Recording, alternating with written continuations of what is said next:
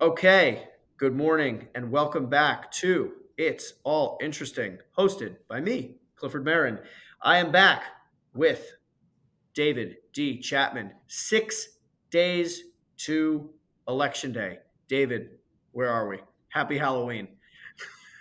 Yeah, I got my kiss. That's as festive as I get. It's, Um, it's spooky season for sure. it is spooky season. Trump was dressed up as a garbage man yesterday, one day early. That's a joke. That's not what he was doing. Um, where are we at? I think at this point Trump is cruising to victory. I know some people are expecting, is there going to be an October surprise? We're I running think out they're of out of days for an October I surprise. think they're out of ammunition. I think the bullet missed, and now they're out of ammo. Um, so I'm not really sure what's. I'm watching the early vote, and I think that one of the things that I'll be watching Monday is to see where the early vote ends up and going into Tuesday. Because there's a lot of people speculating this about women voting and early voting, this and that. And actually, and I know you were going to go into that, but I'll just say this: Republican women are the easiest to convince to vote early, compared to men. Men are Mhm, still more skeptical of early voting, mhm. whereas women, oh yeah, I'll just mail it in, no problem. I mean, we know women; they like convenience. Um, so um, so I think that they're seeing all these women vote high propensity, but it's a mixed bag. It's women, I mean it's Democrats, it's Republicans, it's independents. It's not some Democrat leaning thing, some conspiracy, or there's not some men not gonna vote. They're gonna vote on election day. So What that's why I always caution, don't read the tea leaves, just compare it to 2020, and really volume is what you want to look at for me. So Well, let's stay on that for a second because what's interesting to me is in 20 from 2020, 2022, and let's just say since 2012, the Democratic Party approach to elections has been vote early, get those votes banked, so we don't have to waste as much time in the last few days of the waning days of the campaign to get our other people out to vote. Great strategy. It's worked for them multiple times. What I'm hearing now, which I cannot make any sense of, is now it's somehow a bad thing for Republicans to lodge votes early, and somehow the argument on the left right now is that somehow that is bad for Republicans. I, Reconcile that for me. well, it really depends. Are you banking your 4 out of 4s, your 3 out of 4s, or are you banking 2 out of 4s, 1 out of 4s, no voter history? So anytime you vote early, you're going to cannibalize some voters. It's unavoidable. However, you can, if anybody who goes to, there's several early voting websites that catalogs the data. You can go to any of these and you can find that the Republicans are in fact getting out a lot of the no voter history or the low propensity. So like the 1 out of 4, or the last time they voted was for John Kerry in 2004, whatever. There is a lot of data that suggests Republicans are getting these voters out like they targeted and strategized to do so. Um, so does that mean they're not cannibalizing at all? No. But what that means, if you compare that to where the Democrats are in terms of low propensity, it's just the Democrats are cannibalizing way more because they aren't getting as many low propensity or no prop voters out at all. Mm-hmm. And for every vote, regardless, low propensity, high propensity, that comes out, Democrat or Republican, that is one less vote either party has to chase in those final days of the Yes. campaign and leading up to the actual voting day. Yeah, it is much easier to get the low prop voters are the hardest to chase, and it's easier to get them banked in the first weeks or first days of early voting, so you don't have to put resources towards them, whether it be calling or knocking their doors, you name it, and then you can put resources towards other low prop voters, and then if you can get most of them out before election day, you can prioritize getting the 4 out of 4 and 3 out of 4 on election day of those that had not voted yet. All right. So of the early voting states, obviously we're looking at the quote unquote seven swings, but the state that has most vote by mail and vote early that has been doing it for a long time is Nevada. It seems like about 62% of people have voted in Nevada so far. And the only question that really remains, I think, based on the data that I'm looking at, Michael Pruser at DecisionDesk.hq.com, he's been great on this, just raw data numbers. We don't know how those independents are going to break. And Right. depending on how those independents break, that's going to come down to who's going to win the state or not. Am I wrong in that assessment? And what else are you looking at in Nevada? Well, we don't know how they're gonna break. However, if the electorate overall is more Republican, I think it's now like 2.5 points more Republican than Democrat right now. And like 80% of the people have already voted in Nevada, like to this point, that are gonna vote. There's very few people left that will vote on election day in Nevada. So if the electorate is R plus 2.5, Mm-hmm. you can we can glean from that the independents will likely lean Republican, because it's a Republican environment in Nevada. That's just my theory. I know that given that they have the registration advantage has diminished there. I think the Democrats only have a 17,000 vote registration advantage. They would need what, I think they want 25,000 of a firewall going into Mm-hmm. election day, which they don't have. They only have a 17,000 vote advantage. In 2020, they had a 100,000 registration advantage, and the same in 2016. And they both, Clinton and Biden, only won by like 30,000.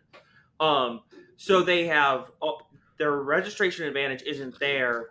So I mean, I'm not sure where their votes are going to come from. I guess we could say yeah, independents, but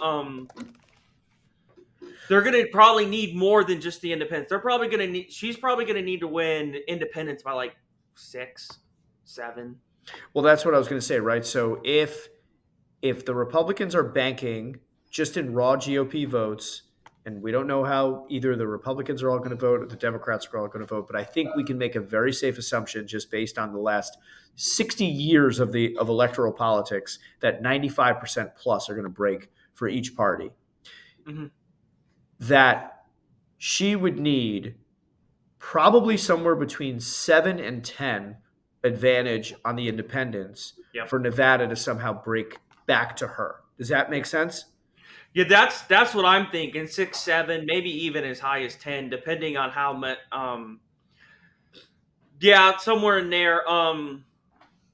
Which and that from what our pollster friends, all our pollster friends, we love them all, have been telling us for the last 6 months, Nevada has been her strongest Sun Belt state. So in looking at the rest of the Sun Belt, Wow, that's quite an assumption. right? No, no, no. Wouldn't you say that based on the data that Nevada has been for polling for her has been her best Sun Belt state? Okay, yes, polling, and then yeah, and then North Carolina's only partially in the Sun Belt, so Sure. Right. yeah, I'm looking at it from the southern hemisphere, right? So sure, yeah, North Carolina, Georgia, Arizona, Nevada. I yeah. think It's her strongest polling state. Although recently it's kind of been so.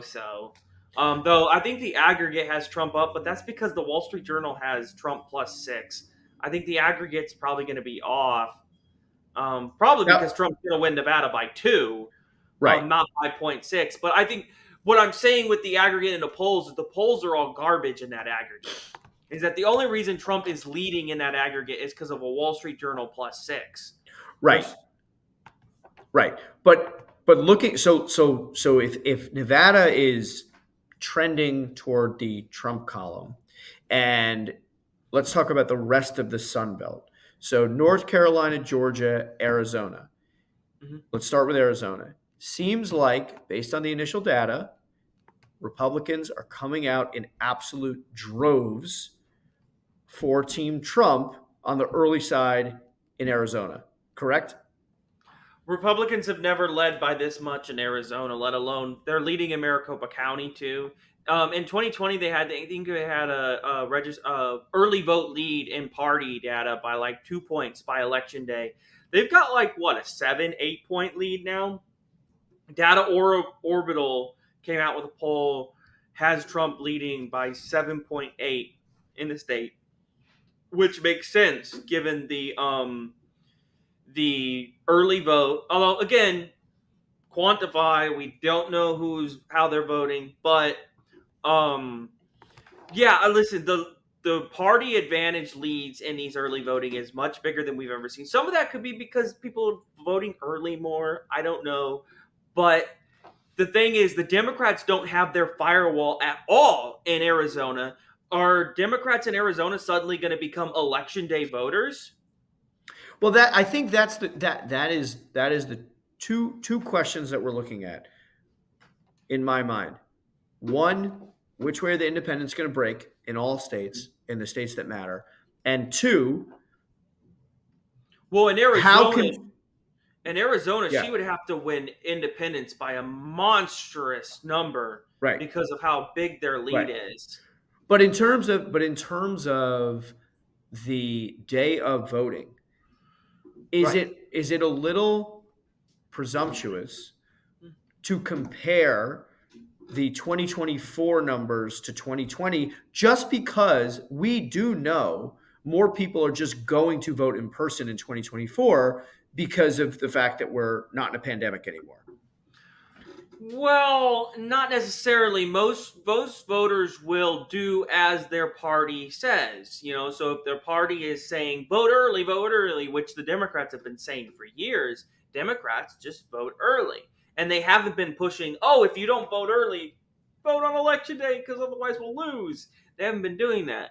Whereas the Republicans have been saying vote early, vote in person, on election day if you want. They've been kind of wishy washy, however you want, but bank your vote. They say bank your vote. And so people are going to do what they want. If you look at the polls, it looks like in 2020 Trump had a 30-point lead on election day, the election day Mm-hmm. vote. It looks like Trump will have a 15-point lead on Mm-hmm. election day this year, which still, given their leads in early voting right now, 15 is a huge number. So in that regard, let's talk about Pennsylvania. So Sure.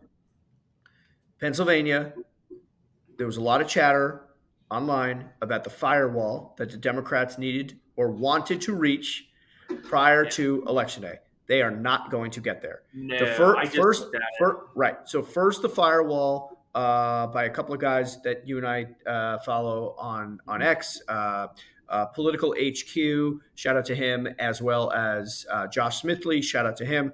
Josh had the theory that there needed to be a 390,000 vote firewall. Then he upped it to 500,000 votes. Based on the math, it does not seem possible that the Democrats can reach either of those firewall numbers for election day in Pennsylvania. They might get a little past the 390, maybe to 400, but well short of the 500 that those data crunchers were looking at. I'm not even sure 500,000 is enough. Because right now in the early voting, Republicans are at 30%. When the early voting was counted and finished counted on 2020 on the night of the election, Trump was at about 22% and Biden won by 1 point. Going into election day, the Democrats had a firewall of 1.1 million. Okay. If Trump's sitting at 30%, just say, okay, I'm sorry, Republicans are Yep. sitting at Yep. 30% in the early vote. Say a certain percentage goes to each way or the other, and it's about 27%, right? So it's up 5 points from after the early vote is counted. I mean, and they only have a firewall of 400,000 as opposed to Mm-hmm. 1.1. And listen, when Trump was at 22 and they had 1.1, Biden only won by 1 point. If you're talking about 5 points greater, and you're talking about what 700,000 less votes of a Mm-hmm. firewall, he's gonna romper unless they Now, suddenly become election day Right. voters. Well, what the devil's advocate position I will say to that is in 2020, Trump won election day vote share in Pennsylvania, something by like 30 to 32 points. Yeah. That mathematically wouldn't, I don't think could happen this year just It because of the won't. amount of Democrat votes that are left on the table. Well, are those Democrat votes gonna vote? I've now seen two polls, Rasmussen and Rich Barris, where they have found that of the remaining Democrat votes, 71% of them are not likely to vote. Hmm. Hmm. So she might have a turnout problem here. Mm-hmm. Mm-hmm. So I did see a poll this morning which seemed odd, that said that there was 77% energy. I wasn't sure exactly how it was, but you saw the Oh, the Gallup Gallup! I poll. saw that Gallup poll. Yep, That I doesn't just saw seem that. that doesn't seem possible based on any of the data that's been out there for the last 2 years, where That could be a response biased. Um, and it seems weird that they released that data point now when 2 weeks ago they released the party affiliation. Did right. they do the poll separate? I I don't think know. who knows? Who Yeah. knows? All right. The other two Rust Belt states. So let's just take the premise that Trump can sweep the Sun Belt, and I think Mhm. based on the polling of the early vote, it looks like it's trending that way. North Carolina, Georgia, Arizona, Nevada. Could I be wrong on any of those? Absolutely. Sure. But let's just take the premise that Trump wins the Sun Belt. He still needs for him to win at least, or he needs, if he wins one Rust Belt state, basically wins the election. If she's able to hold that blue wall, that should get her, and we'll get into some crazy states later, but that should, fundamental knowledge, that should get her to 270. She's doing in the polling, if you look at the aggregates right now, Wisconsin, Michigan, she's doing better there than she is in Pennsylvania. So let's start in Michigan. You have always taken the position, David, that seems to be her best state out of the 7 swing Yes, states. it is. And right now it looks like it's trending toward her.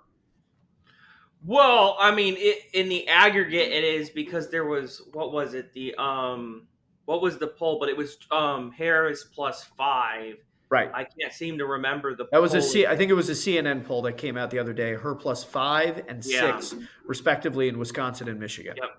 Yeah, and listen, she's not going to win Michigan by 5. Biden, who won the popular vote by 7 million votes, only won Michigan by 2 points. She is not going to do better than Biden in Michigan. All right, and then what are we looking at? So, how's the early vote look so far in Wisconsin? So the Republicans are getting their vote out. I still am wondering, like, so Trump keeps going back there, and was just there yesterday with the Brett Favre and the dumpster truck, and that was funny. But the early vote is, they do absentee ballot. They don't do a lot of mail ballot there. Mm-hmm. So, and they don't have party affiliation. Right. So it's hard to glean really what you would have to look county by county what's going on there. The turnout's good. I know Trump's going to go to Milwaukee, maybe offset some of her turnout, but they don't have party affiliation in Wisconsin, so it's really hard to see what the breakdown is. You would have to lean on the Target Smart modeled party inferences, and that's never been reliable, so I don't like to do that. The way you're looking at this election, high turnout versus low turnout? Historically, how has it been? Let's say since 2000. Historically, when you look at high turnout models versus lower turnout models, who has that favored? And in this election, who would you say which model would favor?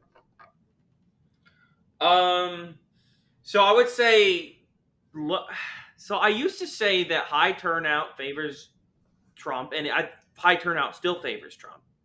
And I would say that I used to say low turnout would favor Harris, although I'm starting to think that it might be a split where Trump gets high turnout among his voters, and Harris gets the kind of low turnout that she doesn't want, which is the low turnout among her voters.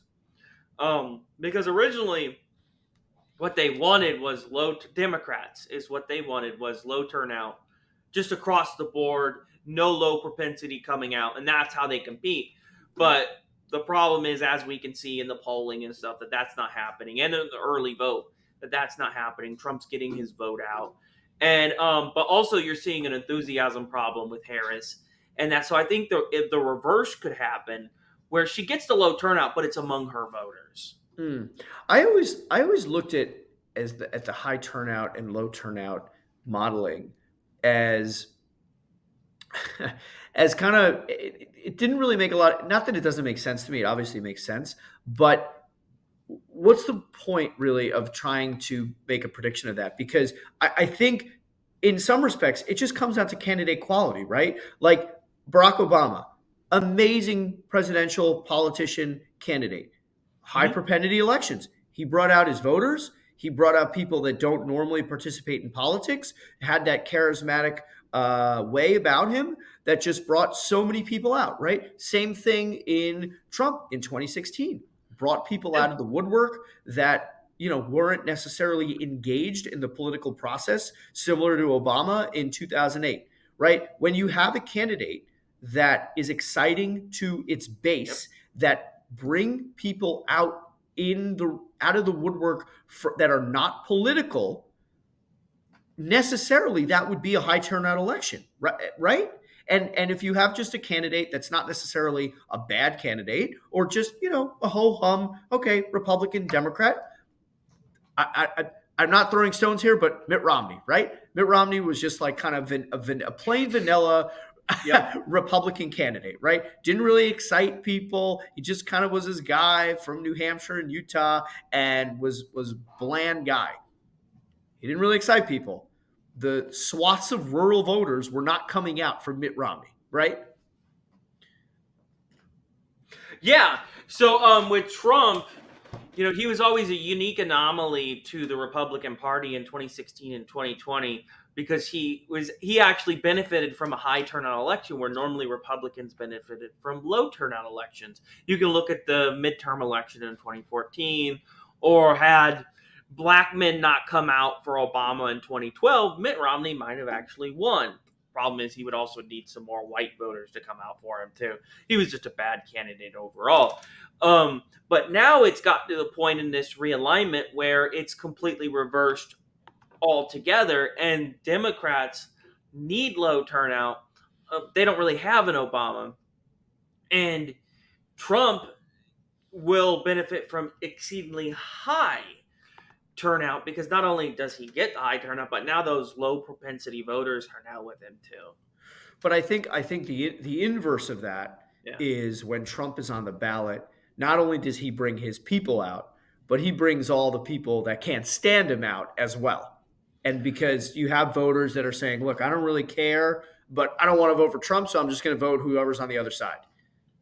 Well, I'm not really sure that that exists anymore. I mean, he was just in New York City 4 and 8 years ago. There would have been protests when he was in New York City. There was no protests this time. His approval rating, retrospective approval rating of his job, is over 50%, and his favorability is as high as it's ever been. I think the Trump hate has kind of died down a little bit, and Hmm. it's not motivating the Democrats to come out and vote just because of Orange Man bad. Hmm. So let's talk about some states that are maybe, who knows, possibly, potentially in play, or at least the Trump campaign thinks they're in play. Virginia, New Mexico, New Hampshire, and on the way in, we'll talk about Minnesota. The Harris campaign is consistently sending surrogates to New Hampshire. And you Yes. have to ask yourself why. She hasn't gone there yet, other than a couple of months ago for just some stopover. But in these intense final days of the campaign, her campaign has sent the current president of the United States and the former president of the United States in Bill Clinton. What are they looking at? What are both campaigns looking at in New Hampshire? So there have been 3 polls in the last week that have shown New Hampshire within the margin of error. Emerson has Harris +3, well within the margin of error. So it's essentially tied in that poll. Rasmussen came out Harris +1. It's tied, essentially. Hmm. And then I can't remember the college name, but it was Trump Right. plus point 0.4. It was Trump plus point 0.4, all within the margin of error. Now you got to imagine the internal polling, which is way more accurate because they spend the money to get the numbers right. Is probably either showing the same thing or might even be showing Trump winning. I'm starting to think that Trump might eke it out because New Hampshire tends to swing during swing elections. 16, it was incredibly close. Yes, 20, it wasn't really that much of a contest. And because it, Obama Romney, it wasn't that close in 12, and I think it was pretty close in 08. And the last yeah, time a Republican won it was Bush in 2000. Is that correct? yes, Okay. yes. And so yeah, but it's swingy. It swings and swing. It doesn't swing. It swings and swing elections. And right now it's a swing election because Trump's doing about, on average, 4 points better than he was doing in 2020. So the electorate overall has swung 4 points, and so New Hampshire likes to swing way more with the electorate. You Mm. can you could go check for yourself. I mean, Yeah, so here, so just for our own little fun and games. So 2000, Bush won New Hampshire. Okay, so 2000, Bush won New Hampshire 48-46. Neither of them hit 50. 2004, John Kerry 50-48. I'm using rough numbers here. 2008, Obama 54-44. Big win yeah. there. 10-point swing in a It was change. it was it was a swing election Yep. though. In a change election. 2012, 51, almost 52-46. Obama got the win. 16, Hillary 47.6 to Trump 47.2. And then 2020, Biden, kind of similar to the Obama Romney, 52.7 to 45.3. And 2024 remains to be seen. Yeah, it swings hard in swing elections, and you name three of them right there: 2008, 2016, and 2020. It swung towards the change candidate in those elections, and so they didn't win it every time. Trump did not win New Hampshire; he lost it by, what was it, point two. Yeah, yeah, Um, point two, point three. Yeah. Yeah, so I tend to think that he can win it.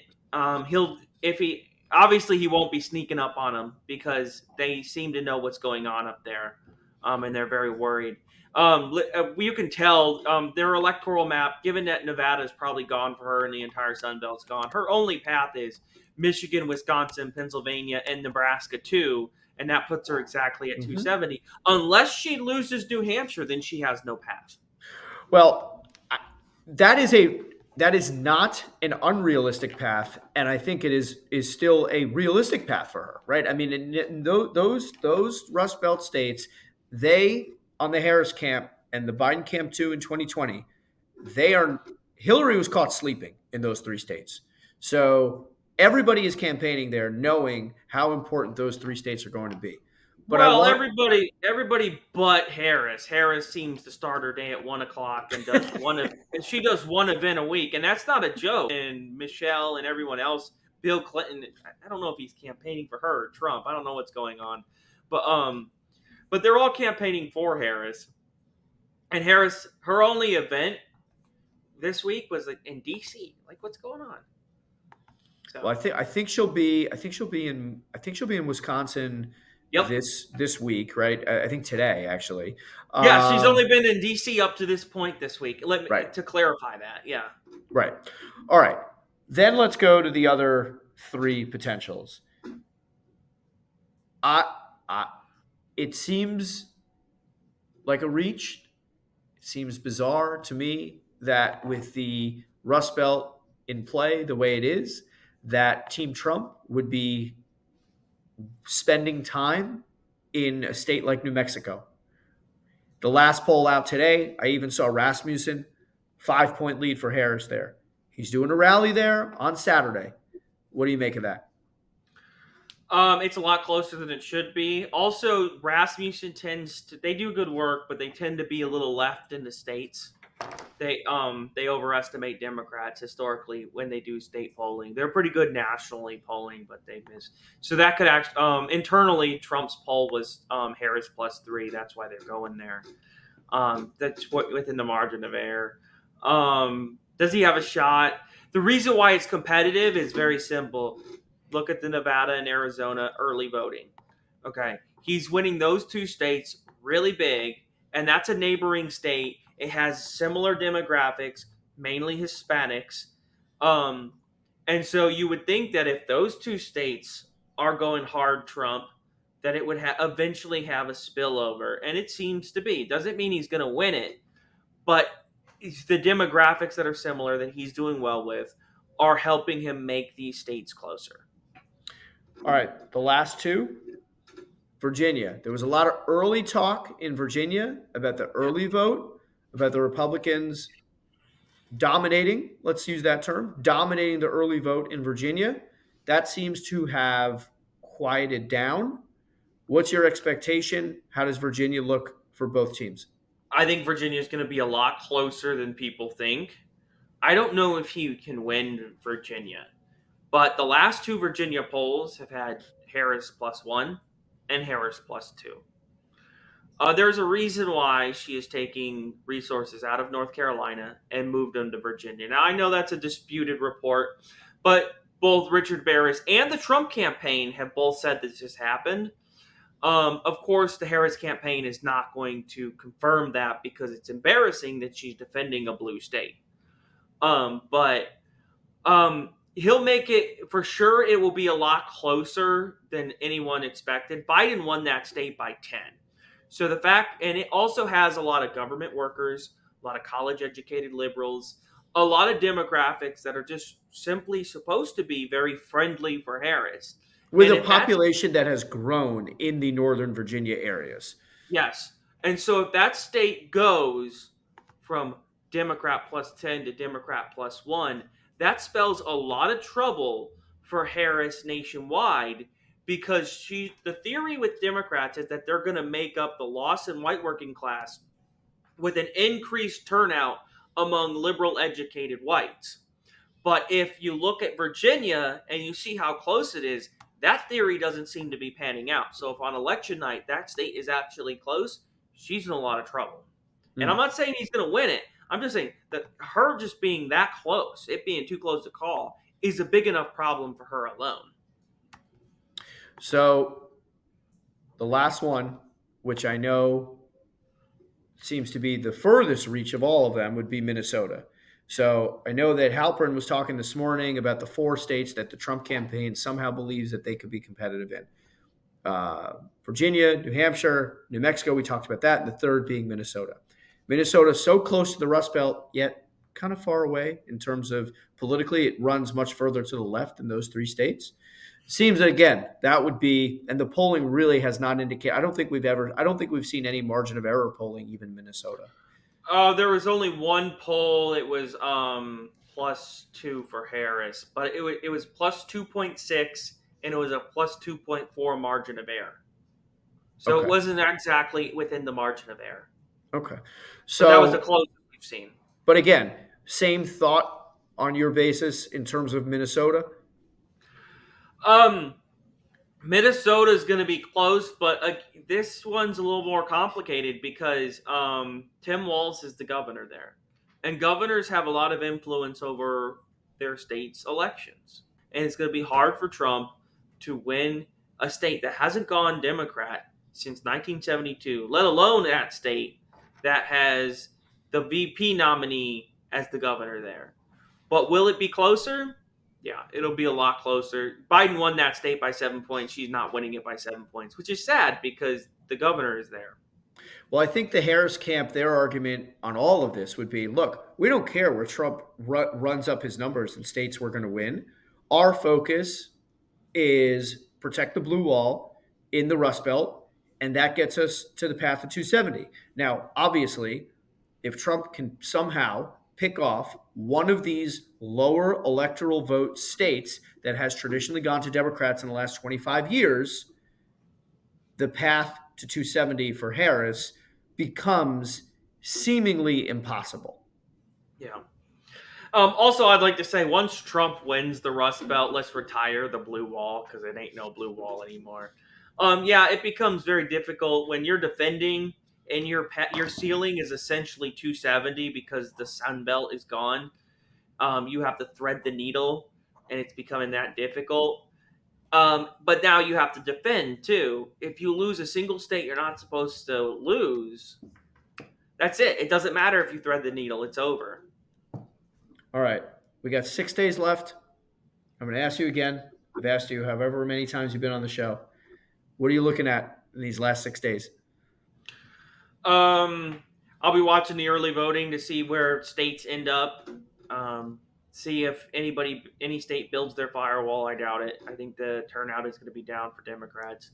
I'll be watching for some final polls. I would wish some pollsters would do more polling in New Hampshire. I do think that is a little more competitive. I was skeptical at first. Trump's going there for a reason. I know that's one of two states he badly wants and has wanted for a long time. Um, and then, of course, when the election night starts, I'll be watching Maine because of the congressional district 1 and congressional district 2 and the disparity between the two and how similar it is to pretty much where Trump's support is versus where Harris's support is, and in really every state. All right, David, we will leave it at that. I'll give you the last word. Tell us what you're doing, what you've been doing. Well, I've had a live guest on every night this week, and it's been a lot of fun. I've got a podcast going like I do every Saturday, this Saturday, which I will give my formal prediction on the election. And then this Monday, it's still coming into works, but I have election eve coverage. Not election night coverage. I can't compete with those people, but election eve coverage. So that way we market the entire viewership that no one else does. So we'll have guests on, and hopefully we announce a few more. And it'll be about 3 hours, and hopefully everybody joins us, and it'll be great. All right. Well, everybody check out The Chapman Show on YouTube, and you can find David on X at David Chapman. What are the last few numbers? It's 141, unfortunately. All right. At David Chapman, 141. All right, David, thank you so much, and I'm sure we will talk again before November 5. Yep. Take care.